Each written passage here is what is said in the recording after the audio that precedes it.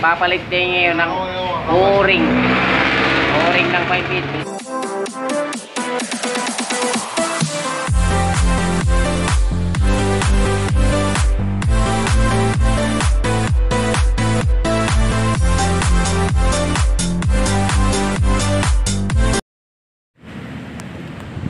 Palitan natin ngayon ng o-ring, yung ilalim ng compressor, kasi yung isang fittings dyan may singaw 5 feet.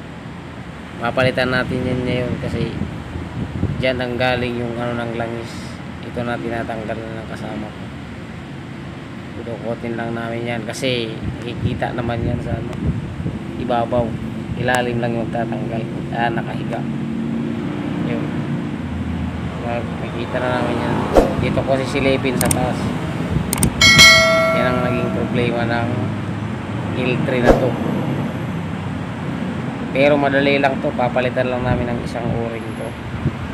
Ayan. Katapos nyan, balik agad. Sabay leak test.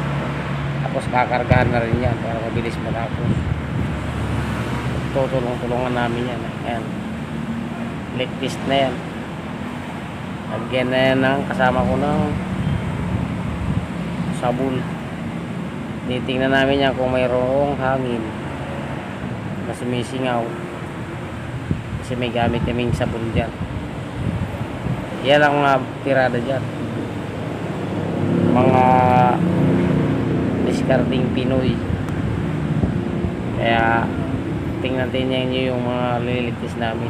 Sa condenser to, tingnan natin sa condenser kung may singaw yung dalawang fittings, kasi pagkaroon din ng singaw yan, dyan din lalabas yung mga preyon nya. Yan, titingnan namin dyan sa gauge kung bumaba o hindi. Pag hindi na siya bumaba, yun na yung ano, yung tamang pagkakarga ng preyon. Kasi pag sumingaw yan, sayang lang pa rin dyan. Sakto lang yan na liligtis muna ninyo. Yun o, i-check up pa rin namin yung gauge kung hindi siya sisingaw. Kasi kapag kasumingaw, sayang lang pa rin. Ganun yan mga guys, magligtis kayo. Ayan, titingnan namin yung sa harapan na evaporator kung mayroon singaw dyan. Sabon pa rin gagamitin namin dyan para makita na lahat ng lumulin niya, wala na namang singaw. Ay, siyang ano namin, sekretary nag-hire. Siya yung ano namin dito, kapag resibo, sekretary. Kaya ito na, lalagyan na namin ito ng kunting preyon para ma-start. Ayan, karga na. Umpisa na natin yung kargahan na yun. Nandyan na yung tangki ng preyon, gauge. Hindi na yan vacuum, karga na talaga yan. Yan lang mga ano dyan, gamit para tayo ay makakapag karga ng maayos.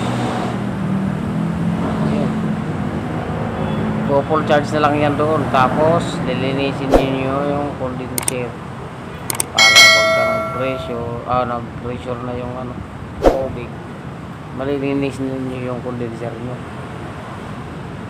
Mas madali nang makapasok yung hangin doon sa condenser, di na siya parang barado. Yun, tapos na, nag-high na yung kasama ko. Yan yung L3 kanina na nilinis namin. Maganda na yung ano. O, kasayaw-sayaw na lang makasama ko. Sekretary, nakaupo na. Sabihin, tapos na. Wala nang gagawin. Yan, full charge na yan. Nasa gilid na eh. Doon namin yan pressure washer para hindi bumaha dito sa loob. Kasi pag dyan yan sa loob namin binanatan, wala rin.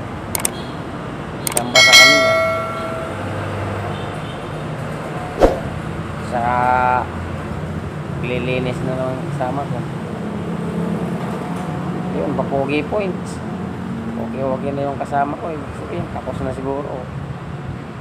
Lakad na lang. Okay, thank you for watching mga guys.